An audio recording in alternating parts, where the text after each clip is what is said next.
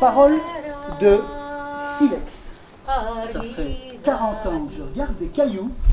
Il paraît que ça me cause. Mais je les avais jamais entendus causer. Gourmande, insatiable, passionnée, Collienne et Véronique. Voilà ce qui les caractérise. Un peu sorcière aussi. Et vous le verrez, vous sortirez de cette aventure envoûtée. Quand une femme attend un enfant, elle va se reposer sous un arbre. Et là, elle attend que l'enfant lui chante son chant. Alors elle apprend ce chant.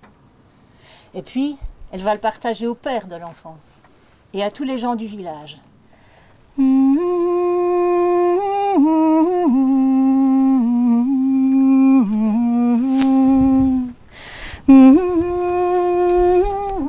Et là, il a vu une sorte de cheminée dans la grotte et il a commencé à grimper.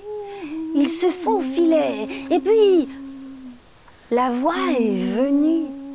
Est-ce que tu es plus fort que moi, Maui Tiki Tiki? Regarde, grand-mère.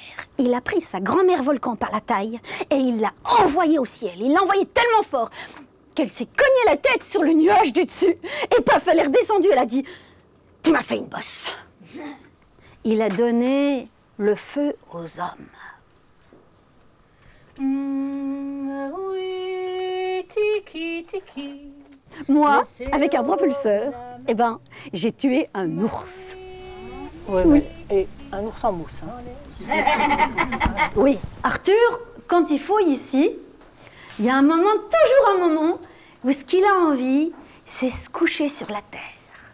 Juste pour ressentir. Comme si les endroits avaient été choisis avec le son.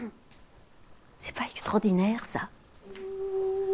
Et donc là, il est parti loin, loin, loin de ces espèces de sorciers qui capturaient l'âme des vivants. Ils ont soufflé et ils se sont rendus compte que c'était un instrument de musique.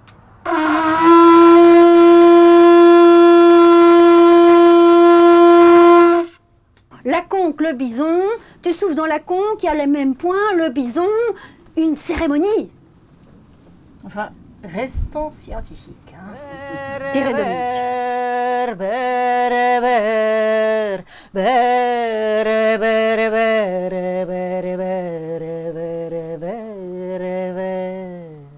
Et les jambes de la vieille et son bassin se sont mis à bouger comme ceux d'une jeune femme.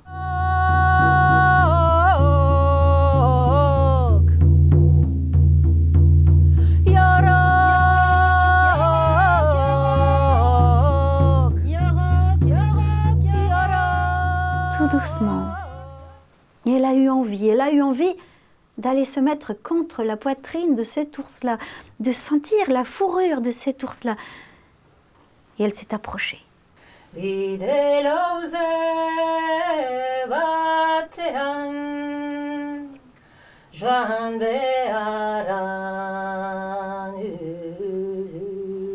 le Tartre, on pouvait voir que, en fait, l'ours des cavernes, hein, il était végétarien. Il est là depuis 400 000 ans et tout à coup, Sapiens apparaît et Néandertal disparaît.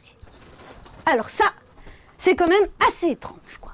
Et pourtant Néandertal, c'est un castard. Coup d'accélérateur, tiens, coup de poing, tiens, coup de poing, et coup de coude, tiens, et coup de jarnac, et coup fourré. Coup de bambou. Ouais. Coup de mou. Un petit coup de main. Et en plus, c'est même pas de ça qu'il est mort, hein. Il est mort d'une rage dedans. Ouais. Ouais. Et pourtant, on a trouvé qu'il s'était soigné avec de l'acide acétyl... Acide acétyl salicylique. Hein. Voilà, c'est l'aspirine, quoi. Bah, ils avaient déjà ça du temps de Néandertal.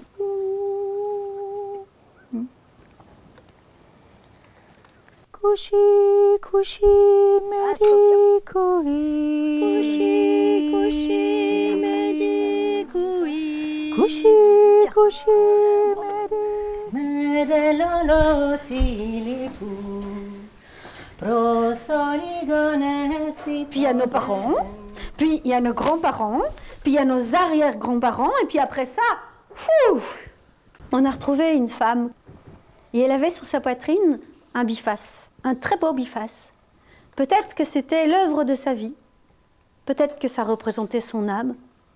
Quand ma mère est morte, longtemps j'ai senti dans mon dos, entre les omoplates, une légère pression, comme une main.